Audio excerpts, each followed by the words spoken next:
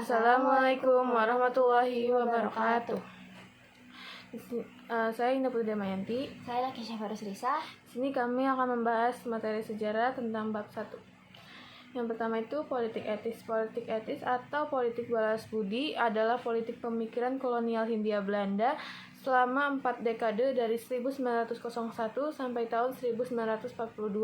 Pada 17 September 1901, Ratu Belanda Wilhelmina mengumumkan bahwa Belanda menerima tanggung jawab politik etis demi kesejahteraan rakyat kolonial mereka. Di dalam sejarah bangsa Indonesia, tercatat bahwa Indonesia sudah dijajah oleh pemerintah Belanda. Lama jajahannya adalah sekitar 350 tahun. Selama masa-masa penjajahan tersebut, pemerintah kolonial Belanda menerapkan sebuah sistem. Sistem tersebut bernama sistem tanam paksa. Di dalam sistem tanam paksa, masyarakat Indonesia mengalami kesengsaraan. Selain itu, masyarakat Indonesia juga mengalami berbagai kerugian, bahkan kerugiannya terbilang cukup besar. Kerugian itu meliputi material maupun tenaga. Rakyat Indonesia merasakan penderitaan yang luar biasa. Selanjutnya ada divide et impera.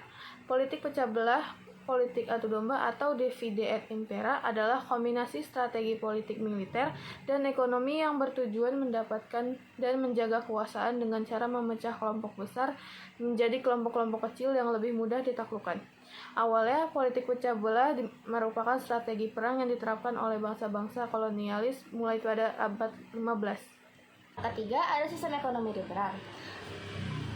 Sistem ekonomi liberal merupakan sistem ekonomi yang dalam pelaksanaannya memberikan kebebasan penuh terhadap rakyat dalam menjalankan usaha atau bisnisnya. Pada masa pemerintahan sistem ekonomi liberal, sistem kerja paksa atau kultus testel sudah dihapuskan dengan dibebaskannya swasta menanamkan modal, dan pengaruhnya membuat perkembangan ekonomi Hindia Belanda menjadi maju sangat pesat, terutama di Jawa. Penduduk pribumi Jawa mulai menyewakan tanahnya kepada swasta Belanda untuk dijadikan perkebunan besar. Dari perkebunan ini memberikan peluang bekerja sebagai buruh perkebunan pada pribumi. Selama tahun 1870 sampai 1885 terjadi perkembangan pesat dan keuntungan besar pada perkebunan teh, kopi, tembakau, dan tanaman perdagangan lainnya. Yang terakhir ada Dark Age. Dark Age adalah zaman kegelapan Eropa di mana terjadi kemunduran pendidikan, teknologi, agama, dan budaya. Dark Age ini terjadi karena adanya doktrin dari gereja. Segala keputusan pemerintah dan hukum negara tidak diambil berdasarkan demokrasi di parlemen seperti ketika zaman Kekaisaran Romawi. Keputusan tersebut diambil oleh Majelis Dewan Gereja.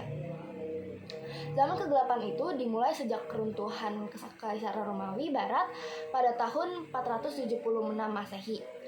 Penanda lainnya adalah dimulainya dominasi gereja Kristen atas masyarakat Kristen dunia Barat.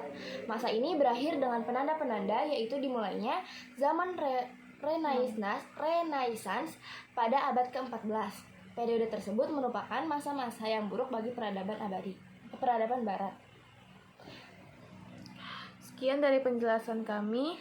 Terima kasih. Wassalamualaikum warahmatullahi wabarakatuh.